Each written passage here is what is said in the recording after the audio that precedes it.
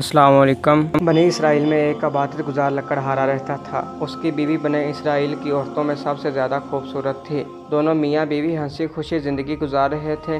جب اس ملک کے بادشاہ کو لکڑہارے کی بیوی کے حسن و جمال کی خبر ملی تو اس کے دل میں شیطانی خیال آیا اور اس نے تہیہ کر لیا کہ میں کسی طرح اس عورت کو ضرور حاصل کروں گا۔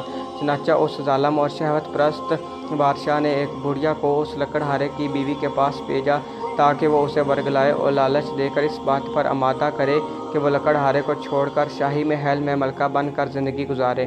چنانچہ وہ مکار بڑھیا لکڑہارے کی بیوی کے پاس گئی اور اس سے کہا، تو کتنی عجیب عورت ہے کہ اتنے حسن و جمال کے باوجود ایسے شخص کے ساتھ زندگی گزار رہی ہے جو نہایت ہی مفلس اور غریب ہے، جو تجھے آسائش و آرام فراہم نہیں کر سکتا۔ اگر تو چاہے تو بادشاہ کی ملکہ بن سکتی ہے۔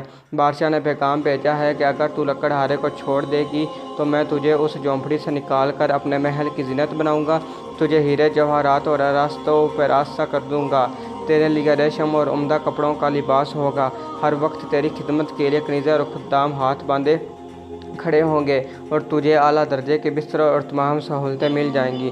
تو اس غریب لکڑہارے کو چھوڑ کر میرے پاس چلی آ۔ جب اس عورت نے یہ بات سنی تو لالچ میں آ گئی اور اس کی نظروں میں بلند و بالا محلات اور اس کی آسائشیں گھومنے لگیں۔ چنانچہ اس نے لکڑہارے سے بے رخی اختیار کر لی اور ہر وقت اس سے ناراض رہنے لگی۔ جب اس نیک شخص نے محسوس کیا کہ یہ مجھ سے بے رخی اختیار کر رہی ہے تو اس نے پوچھا، اے اللہ کی بندی، تم نے یہ رویہ کیوں اختیار کر لیا ہے؟ یہ سن کر اس لالچی عورت نے مزید سخت رویہ اختیار کر لیا۔ بالآخر لکڑہارے نے مجبوراً اس حسین و جمیل بے وفا لالچ عورت کو طلاق دے دی۔ وہ خوشی خوشی بادشاہ کے پاس پہنچی۔ بادشاہ اسے دیکھ کر پھولا نہ سمایا۔ اس نے فوراً اس سے شادی کر لی۔ بڑی دھوم دھام سے جشن منایا گیا۔ پھر جب بادشاہ اپنی دلہن کے پاس اجرا عروسی میں پہنچا اور پردہ ہٹایا تو یکدم بادشاہ بھی اندھا ہو گیا اور وہ عورت بھی اندھی ہوگی۔ نہ تو وہ عورت اس بادشاہ کو دیکھ سکی، نہ ہی بادشاہ اس لالچو بے وفا عورت کو حسن و جمال کا جلوہ دیکھ سکا۔ پھر بادشاہ نے اپنی دلہن کی طرف ہاتھ بڑھایا تاکہ اسے چھو سکوں، لیکن اس کا ہاتھ خشک ہو گیا۔ پھر اس عورت نے بادشاہ کو چھونا چاہا تو اس کے ہاتھ بھی خشک ہو گئے۔ جب انہوں نے ایک دوسرے سے بات کرنا چاہی تو دونوں ہی بہرے اور گونگے ہو گئے اور ان کی شہوت بالکل ختم ہو گئی۔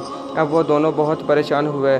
صبح جب خدام حاضر خدمت ہوئے تو دیکھا کہ بادشاہ اور اس کی نئی ملکہ دونوں ہی گونگے، بہرے اور اندھے ہو چکے ہیں اور ان کے ہاتھ بھی بالکل بیکار ہو چکے ہیں۔